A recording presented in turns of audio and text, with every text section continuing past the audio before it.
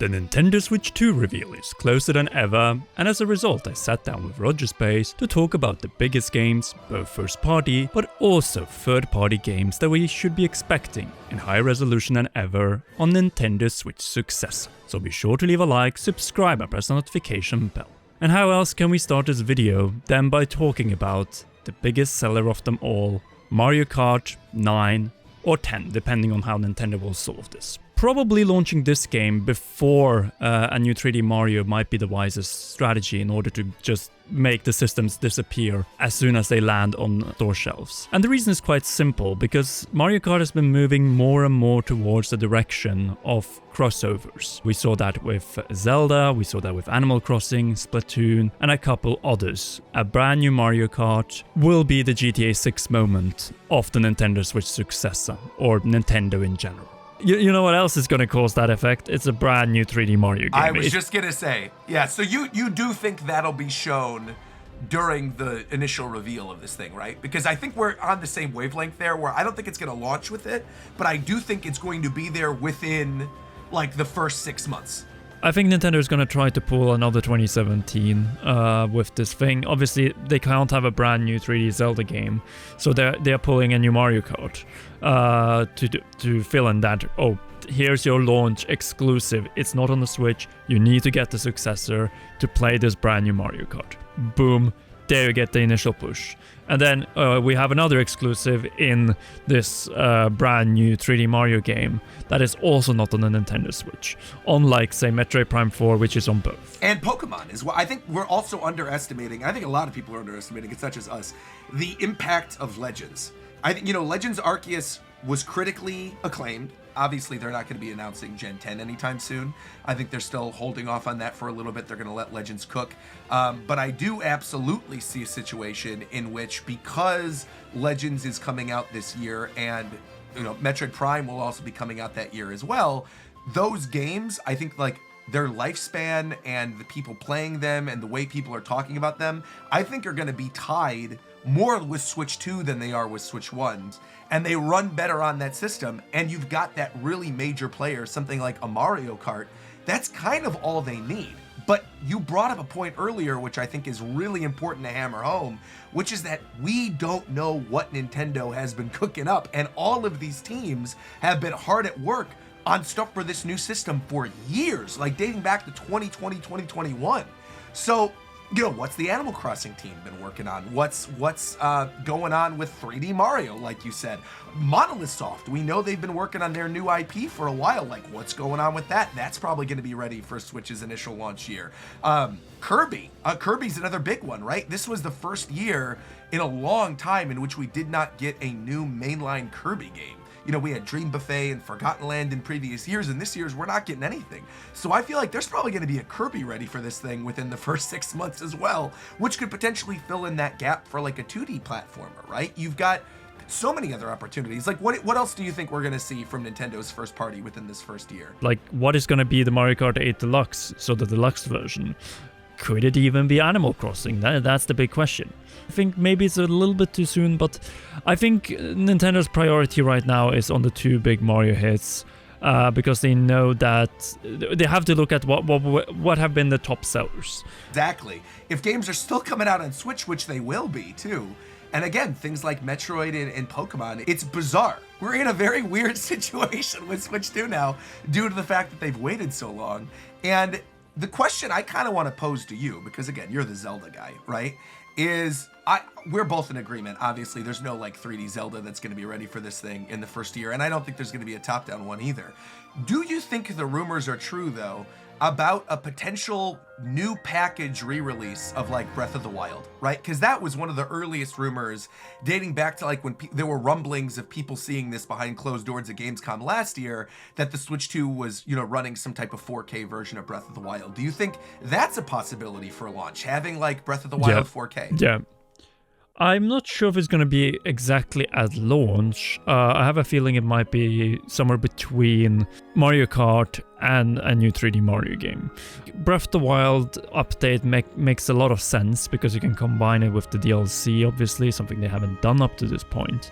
When selling Breath of the Wild, there's been no Ultimate Edition like we saw of The Witcher 3 Wild Hunt Complete Edition, for example, on Nintendo Switch.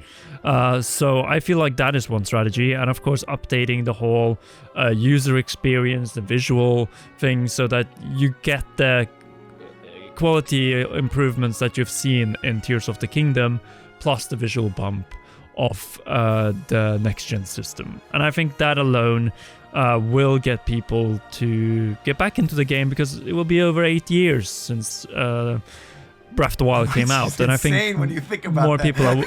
That's really insane. Normally Nintendo would wait 10 years, which is the usual remake and remaster criteria, but I have a feeling that in this case they're going to make an exception, because we have the big Zelda 40th anniversary coming in 2026, and there it's more likely that we could see a bigger remake. Obviously the talk is Ocarina of Time 4K, but we shouldn't also sleep on the possibility that it is the 20th anniversary of Twilight Princess as well, a game that could really benefit from such a powerful system, because the art style of Twilight Princess, if applied correctly and in a proper remake, could look absolutely stunning. Do you think maybe that's why they've been sitting on HD? Because they're going to do something similar to like what we saw with that tech demo for Wii U, where they give it like an actual fresh coat of paint? Because that would be I didn't even consider that as a possibility, and that would be really awesome to have that first year. I think I brought this up in one video prior and said that Wind Waker is something you can throw directly on the Switch, because of the fact that the art style is just simple enough and timeless, so you don't have to do anything. But Twilight Princess is a game that really would have benefited from that 4K complete overhaul. Yes, Ocarina of Time is something that might be more appealing. That's happening in 2028. I think the two franchises that fall into that bucket that aren't named Smash Brothers, because we know Sakurai is working on a new game. The two other big ones are Mario Kart and Splatoon, right? And I think both of us agree Mario Kart's going to be there, like, at launch. Splatoon is historically a very pretty franchise of Nintendo's that really takes advantage of the hardware. And I could see a world in which Splatoon gets shown off during that like preview of whatever the hardware's looking like of this thing, and could really be like a technical marvel, right? If that is the case, I don't see it launching with it, but if we're presuming that this thing comes out in May, I could easily see Splatoon being a June or July release. This 2017 comparison, I think, is also interesting because, again, going back to like the heavy hitters coming out for Switch even that year, right? I think when you think back to 2017, you think about Mario Odyssey, you think about Breath of the Wild, you think about, Xenoblade Chronicles 2 and Mario Kart 8 Deluxe and Splatoon.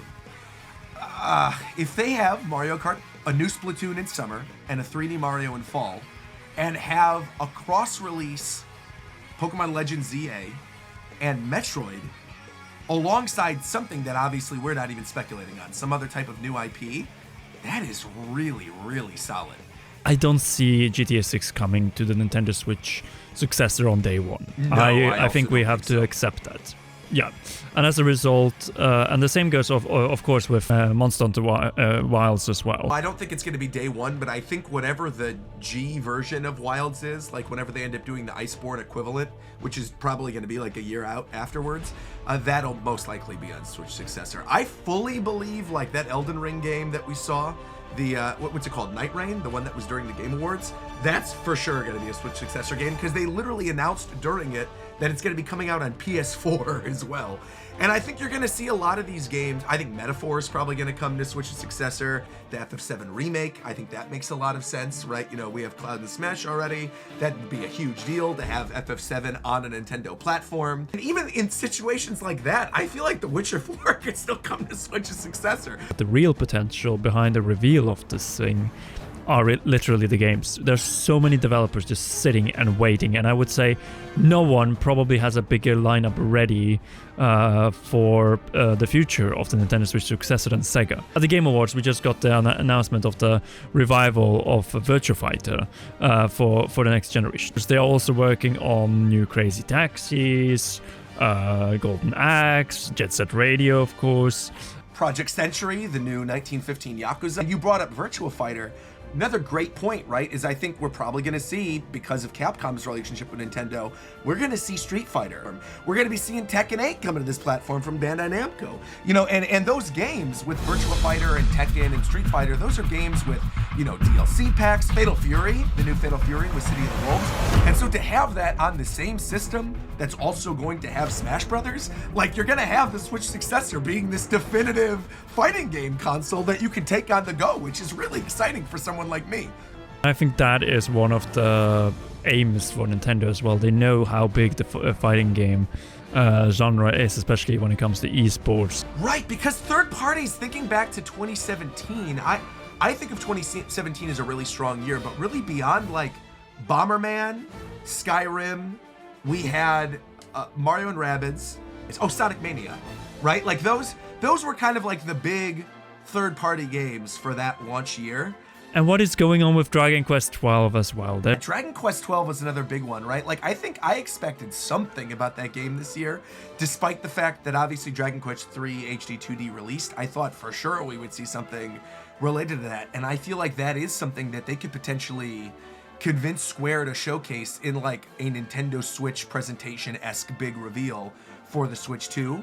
We are just waiting for probably one of the biggest blowouts in gaming history.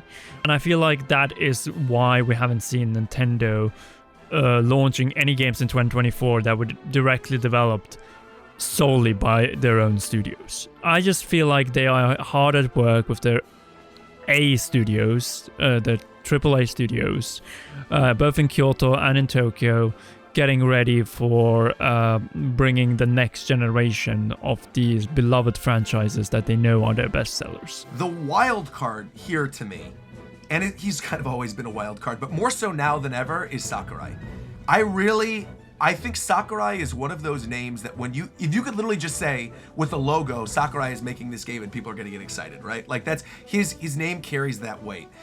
And Smash is obviously wildly successful, but coming off of Smash Ultimate, you know, especially if a big push for the new system is like upscaling and how much better the games look, I think you could kind of coast with Smash Ultimate just being the original game and like the DLC and having it be backwards compatible on the Switch for a while off of Smash Ultimate because of how big that roster was. So what are your thoughts on all of this? Be sure to share them in the comment section down below. If you haven't already, be sure to leave a like, subscribe, and press the notification bell, including for Rogersbase. And where can we find you?